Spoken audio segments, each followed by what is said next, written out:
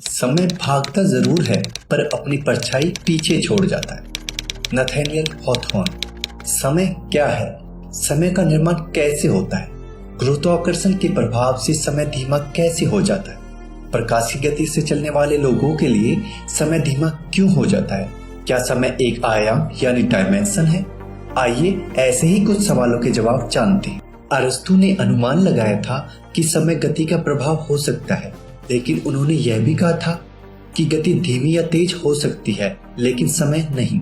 अरस्तु के पास Albert Einstein के सापेक्षतावाद यानी थ्योरी ऑफ रिलेटिविटी को जानने के लिए कोई माध्यम नहीं था, क्योंकि थ्योरी ऑफ रिलेटिविटी के अनुसार समय की गति में परिवर्तन संभव है। इसी तरह आइंस्टाइन थ्योरी ऑफ रिलेटिविटी के सिद्धांत पर काम कर रहे थे।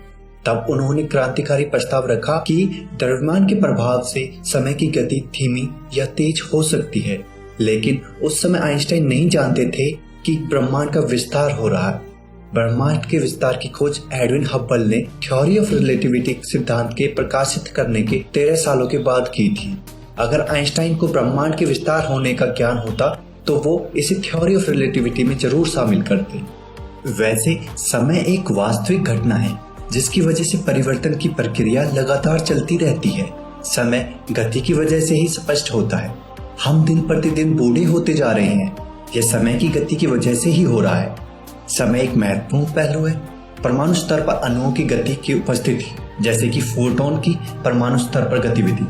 ब्रह्मांड की किसी भी चीज या ताकत में समय की उपस्थिति तो होती ही है। ज्यादातर हम समय को 3 रूपों में जानते हैं: भूतकाल, वर्तमान और भविष्य। समय की सबसे अधिक वास्तविकता हम अभी के समय में देखते हैं, जिसे हम वर्तमान भी कहते हैं।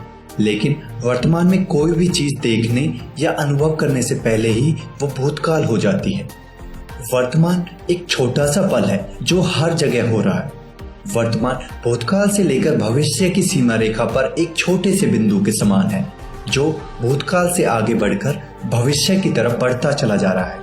हमारे दिमाग में वर्तमान की स्मृतियां भूतकाल के समान हो जाती हैं, लेकिन इसके लिए हमारा पूरी तरह से जागृत अवस्था में रहना अनिवार्य है।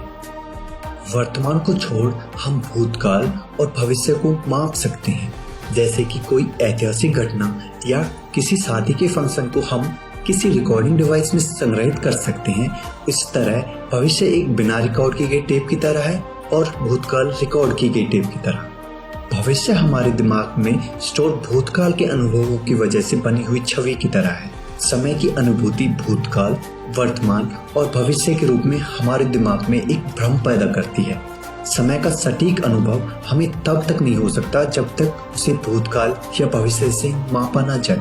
अधिकांश कॉस्मोलॉजिस्ट मानते हैं कि 13 अरब साल पहले बिग बैंग की घटना से ब्रह्मांड का जन्म हुआ था और हम सब उस फैलते हुए ब्रह्मांड में जी रहे हैं, जिसमें सभी तारे और आकाश गंगाएं एक दूसरे से दूर जा रही हैं। हम कह सकते हैं कि बिग बैंग एक क्षण में पैदा हुआ और भविष्य में अनंत काल तक चलता जा रहा है।